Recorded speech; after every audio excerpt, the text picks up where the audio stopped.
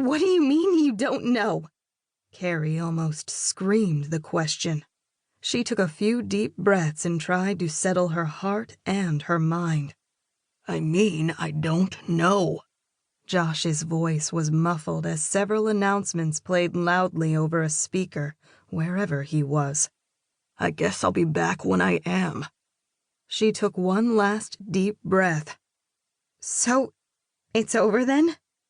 The line was silent, and she felt tears building behind her eyes as anger and hurt flooded her. You could have said goodbye in person. She waited, but the line stayed silent.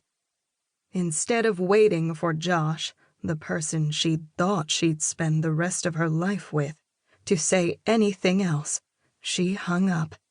The silence was worse than anything he could have said.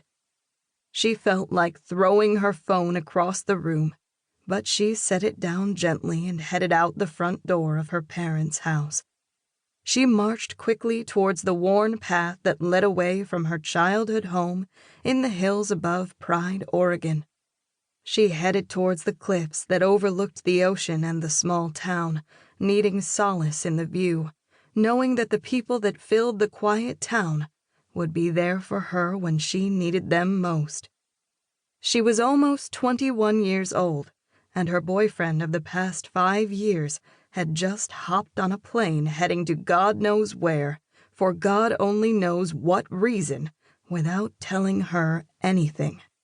It was a week before she and Josh were set to move in together. The small apartment above the local grocery store was already rented, under both of their names. What was she supposed to do now? She sat down on her favorite rock next to the steep decline towards the beach.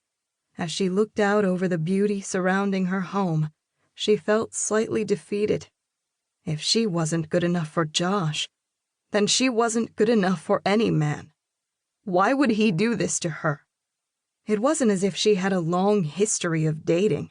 She actually sucked at it. Josh had been her first real boyfriend.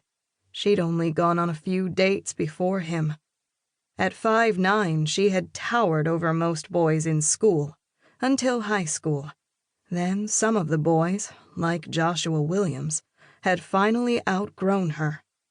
Josh had played all the sports Carrie wished she could play if she hadn't been born accident-prone.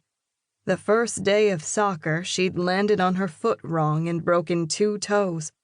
Her first day of volleyball, she'd broken her pinky finger. Then there had been her first day in gymnastics. She cringed, remembering the pain. Maybe that's what had drawn her to boys like Joshua. He was good at everything. Not to mention he'd been sexy in his school sports uniforms. Shortly after turning 16, she'd caught his eyes at one of the ball games. She'd known who he was since grade school, but doubted he knew who she was until bumping into her after the game. Her friend, Sarah Jordan, had helped her with her makeup and outfit before the game, which is why she'd had the confidence to flirt with him. It was the first time she'd worn mascara, and she was pretty sure she was going to go blind from the black tar substance her friend had caked on her eyelashes. Still, catching Joshua's eye had been the best thing that had ever happened to her. She went from awkward tall girl to the girl dating the most popular boy in school. She became a hit overnight and remained so even after Josh graduated a year before her. She'd planned her entire future around becoming Mrs. Carrie Williams. Now what was she going to do with her life?